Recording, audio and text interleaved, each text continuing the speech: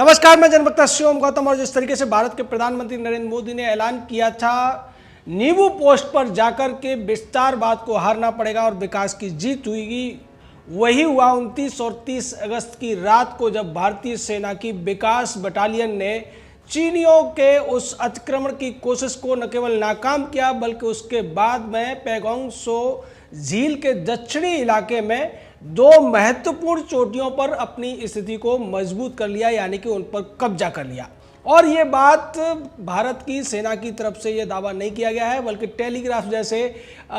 UK के एक अखबार और चीन के ग्लोबल टाइम्स के साथ साथ चीन के विदेश मंत्रालय की तरफ से ये कहा गया है, चीनी राजदूत की तरफ से ये कहा गया है। इसका मतलब ये है कि भारतीय सेना के पराक्रम की धमक अब चीन के बीजिंग तक भी पहुंची है और लंदन तक भी सुनी जा रही है। लेकिन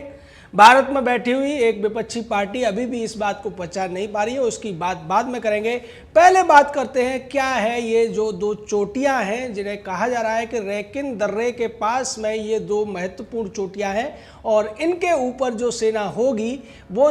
पैगोंग त्सो झील के दक्षिणी इलाके पर पूरी तरीके से नियंत्रण में बैठी होगी।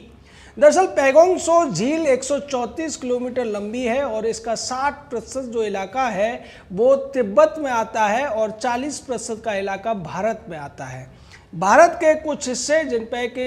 अक्साई चीन के नाम से चीन ने कब्जा कर रखा था 1962 के बाद में, और भारत का ये जो अक्साई लद्दाख वाला हिस्सा है इसमें भी कुछ हिस्सा पैगोंग त्सो झील का आता है। फिंगर एरिया उसी इलाके में आता है और फिंगर एरिया की जो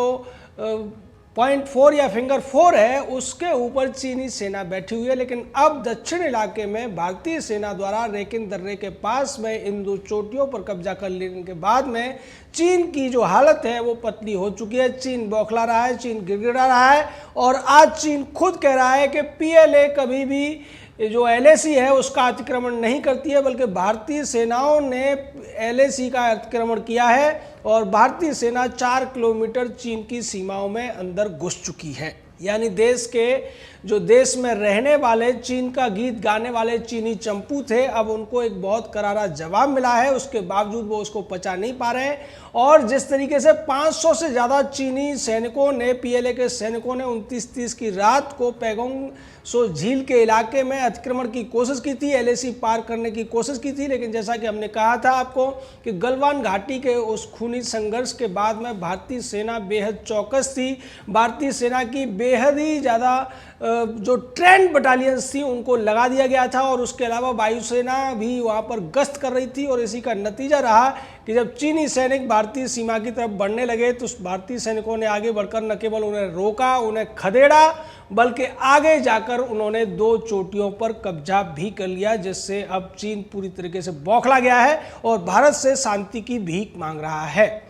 हालांकि कल और आज दोनों दिन ब्रिगेडियर लेवल की बैठक भी चुशूल गांव में हो रही है और चुशूल के ही पास ये दोनों चोटियां हैं जिन पर भारतीय सेना ने अपनी स्थिति को मजबूत किया है। दूसरी तरफ भारत की तरफ से भी इसमें हाई लेवल मीटिंग चल रही है। एनएसए अजीत डोभाल ने तमाम सैन्य अधिकारियों के साथ बैठक की है, उसके अलावा रक्षा मंत्री भी बैठक करने वाले हैं और इस पूरे मामले को प्रधानमंत्री बेहद करीब से देख रहे हैं। और उन्होंने स्पष्ट तौर पर, जैसा कि नींबू पोस्ट पर जाकर उन्होंने ऐलान जंग किया था और कह दिया था कि दुनिया को आज विस्तारवाद की नहीं विकास की जरूरत है और जो विस्तारवाद की कोशिश करेगा विकास उसको हरा कर ही रहेगा।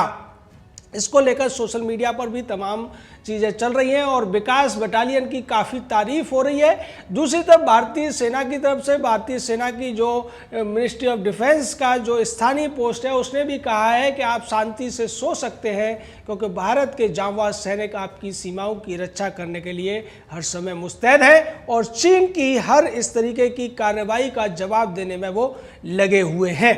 दरअसल पैगोंग त्सो झील का जो इलाका है ये पूरा का पूरा बेहद महत्वपूर्ण है क्योंकि इसके अंदर सोने के तमाम भंडार बताए जाते हैं, रेयर अर्थ के भी भंडार हैं, तमाम ऐसी धातुओं के भंडार इसमें हैं जो कि जो ग्लोबल मैप होता है उसके माध्यम से, जियोपॉलिटिकल मैप के माध्यम से सिद्ध हो चुका है। और इसी को लेकर चीन की कोशिश हमेशा से रही है कि वो पूरी की पूरी पैगोंग त्सो झील को कब्जे में कर ले और उसके बाद इन जो भंडार है इनसे खनिजों को निकाल लिया जाए, जिससे चीन को एक बेहद ज़्यादा बड़ी संपत्ति मिल जाएगी। लेकिन भारत को भी ये पता है और यही वजह है कि भारत ने जब से यह नई सरकार आई है तब से लद्दाख के विशेषकर जो इलाके हैं अक्साई लद्दाख से जुड़े हुए, उन सभी इलाकों में भारतीय सेना की जो तैनाती है, भारतीय सेना की जो स्थिति है उसको बार बार मजबूत किया है। और यही वजह है कि जब गलवान की जो झड़प हुई थी 15 जून को, उसके बाद में यहाँ पर चिनूक और अपाचे हेलीकॉप्टर्स की गश्त भी बढ़ाई गई। सुखोई मिराज से लेकर तमाम जगुआर जैसे विमानों को भारतीय वायुसेना ने लगाया और भारतीय सेना और वायुसेना दोनों ही कोऑर्डिनेशन में, सामंजस्य में इस पूरे इलाके की गश्त करते हुए नजर आ रहे हैं। और उसी का नतीजा है कि चीन को ये लग रहा था कि अब धीरे धीरे ठंड बढ़ रही है, भारतीय सैनिक थोड़े ठंड से छुप गए होंगे और वो अपने आप को गर्म करने की कोशिश कर रहे होंगे, और इसलिए चीनी सैनिकों ने कोशिश की और उस कोशिश को भारतीय सेना ने न केवल मुंह तोड़ जवाब दिया, तमाम चीनी सैनिकों के घायल होने की खबर है। हालांकि अभी तक चीन ने इस बात को माना नहीं है, लेकिन आप समझ सकते हैं कि अगर भारतीय सेना ने 4 किलोमीटर पीछे की तरफ धकेला है चीनियों को, तो इसमें निश्चित तौर पर कई दर्जन चीनी सैनिकों को, चीनी चंपुओं को अपनी जान भी गंवानी पड़ी होगी और कई दर्जन से ज्यादा घायल भी हुए होंगे। दूसरी तरफ भारत की जो अब स्थिति है दक्षिण इलाके में पैगोंगसो झील के, उसमें बेहद मजबूत हो गई है। और उससे जो अब तक चीन देप्सोंग का इलाका हो या गलवान के दूसरे इलाके हो या फिर उत्तरी लद्दाख के इलाके हो, वहां जिस तरीके से दबाव बनाने की कोशिश कर रहा था, वही चीन अब भीख मांगता हुआ नजर आ रहा है। और ग्लोबल टाइम्स नाम का जो सरकारी भोंपू है चीनी सरकार का, वो ये कहता हुआ नजर आ रहा है कि भारतीय सेना ने LAC को क्रॉस किया है और भारत चीन को नरम न समझे।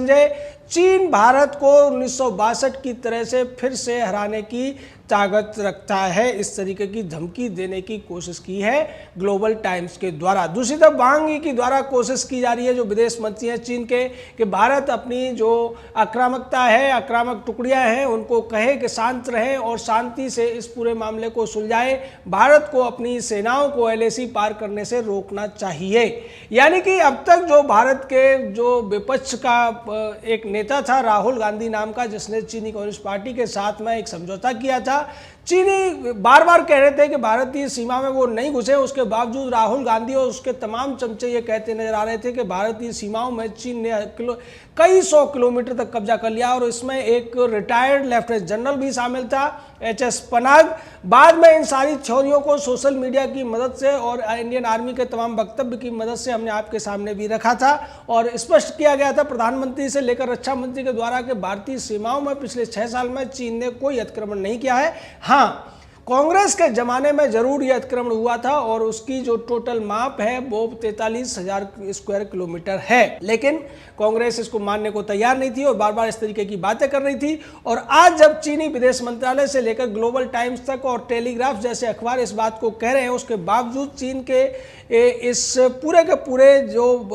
स्वीकारोक्ति है उसको भी कांग्रेस अब नहीं मान रही है। कांग्रेस भूल गई है कि चीनी कम्युनिस्ट पार्टी से उसका समझौता है और उसको उसकी बात जरूर मान लेनी चाहिए। लेकिन कांग्रेस के प्रवक्ता रणदीप सुरजेवाला ने फिर से यही बात उठाने की कोशिश की है, क्योंकि राहुल गांधी द्वारा उसको आदेश दिया गया होगा और राहुल गांधी के जितने भी चमचे हैं वो बगैर सोचे समझे बेसिर पैर की बातों को आगे बढ़ाते रह रहे हैं। और इसी कड़ी में रणदीप सुरजेवाला बोलता है कि देश की सरजमीन पर कब्जे का नया दुस्साहस हुआ है, रोज नई चीनी घुसपैठ हो रही है। पैगोंगसो झील का इलाका हो या गोगरा या गलवान पोस्ट का इलाका हो, देप्संग का इलाका हो या लिपुलेख, डोकलाम या नेकुला का इलाका हो, फौज तो भारत माँ की रक्षा के लिए निडर है, पर मोदी की लाल आंख कब दिखेगी, ऐसी बातें करता हुआ रणदीप सुरजेवाला दिखाई दे रहा है और उसे यह नहीं पता है कि दुनिया में क्या चल रहा है। लेकिन दूसरी तरफ विपक्ष की तरफ से एक सबसे संतुलित और बेहद ही अच्छा बयान दिया है मायावती ने, और मायावती ने यह कहा है कि चीनी सेना द्वारा एक बार फिर पूर्वी लद्दाख में दुस्साहस करने की जो खबर आ रही थी उसको भारतीय सेना ने बेकार कर दिया है, मुंह तोड़ जवाब दिया है और सरकार को और भी ज़्यादा सजग और सतर्क रहने की जरूरत है। पिछली बार भी जब गलवान घाटी में संघर्ष हुआ था तो मायावती ने खुलकर भारतीय सेना और भारत सरकार का साथ दिया था। कुछ और पार्टियां थी जो खुलकर इस मुद्दे पर बोल रही थी, लेकिन कांग्रेस पार्टी तब भी चीन के गीत गाती हुई दिखाई दे रही थी, चीनी चंपू बनने की कोशिश करती हुई दिखाई दे रही थी। और जब तमाम सबूत सामने आ गए थे उसके बावजूद कांग्रेस का पूर्व अध्यक्ष, भारत का अधिकतम युवा राहुल गांधी बार बार इसी मुद्दे को आगे बढ़ाने की कोशिश कर रहा था और इसी कड़ी में उसे 4-5 वीडियो डाले थे। लेकिन अब जब भारत सरकार की तरफ से एक शब्द नहीं कहा गया है, भारतीय सेना ने सिर्फ सिर्फ इतना कहा था कि चीन ने अतिक्रमण की कोशिश की और भारतीय सेना ने उसको नाकाम कर दिया, चीनियों को खदेड़ दिया। लेकिन टेलीग्राफ जैसे यूके के बड़े अखबार ने जिस तरीके से खुलासा किया, उसके बाद ग्लोबल टाइम्स में खुलासा हुआ, ग्लोबल टाइम्स के संपादक रीजियन ने भी कहा, और वही बात वांग यी से लेकर तमाम चीनी मीडिया और चीनी विदेश मंत्रालय के प्रवक्ता कहते हुए नजर आ रहे हैं कि भारतीय सेना ने एलएसी को पार करके 2 महत्वपूर्ण चोटियों पर कब्जा कर लिया है,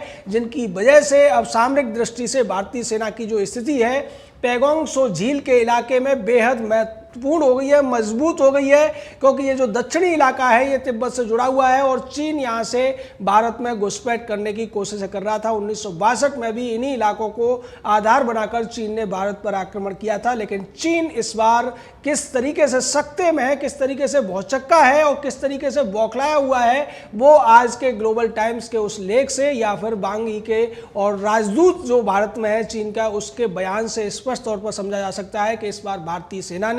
भारतीय सेना की विकास बटालियन ने चीनी विस्तारवादी पीएलए को ऐसा जवाब दिया है जिससे चीनी अभी तक उबर नहीं पा रहे हैं। लेकिन कांग्रेस में मातम है और कांग्रेस अपनी खीज को मिटाने के लिए, अपनी जो खिसियाट को मिटाने के लिए अब भी भारतीय सेना के ऊपर आरोप लगा रही है, भारतीय सरकार के ऊपर आरोप लगा रही है और चीन की हार को स्वीकार नहीं कर पा रही है। क्योंकि अगर वो चीन की हार को स्वीकारेगी तो फिर उसे यह भी स्वीकार करना पड़ेगा कि चीन के पास आज जितना भी इलाका है वो कांग्रेस की गलतियों की वजह से है। लेकिन इस खबर के बाद में पाकिस्तान में बहुत ज्यादा खलबली है, क्योंकि जिस तरीके से भारत ने कहा था कि जम्मू कश्मीर के हर उस इलाके को हम वापस लेकर रहेंगे जो चाहे चीन के पास है या फिर पाकिस्तान के पास है, और भारतीय सेना ने जिस तरीके से अब तक 4 किलोमीटर के करीब के एरिया को वापस ले लिया है, उस पर दोबारा से कब्जा कर लिया है। 1962 के बाद 58 साल बाद ये पहली बार है कि भारतीय सेना इन इलाकों में अपना झंडा फहरा पाई है। तो सबसे ज़्यादा डर पाकिस्तान को है, उसे भी लग रहा है कि गिलगित बाल्टिस्तान और पीओके अब उसके हाथ से निकलने वाला है, जिस पर उसने अवैध कब्जा कर रखा है। क्योंकि भारत अगर चीन से अपने जमीनों को, अपने देश की मिट्टी को वापस ले सकता है तो पाकिस्तान की तो कोई बिसात नहीं है भारत के आगे, और वो दिन दूर नहीं है जब भारत का तमाम वो इलाका जो पीओके कहलाता है या गिलगित बाल्टिस्तान के तौर पर अवैध रूप से पाकिस्तान ने कब्जाया हुआ है, या अक्साई चीन कहने के नाम पर लद्दाख का जो पूर्वी इलाका है उसको भी जल्दी वापस लेकर रहेगा। इसका एक बहुत बड़ा सबूत सामने आ चुका है। जय हिंद, जय भारत।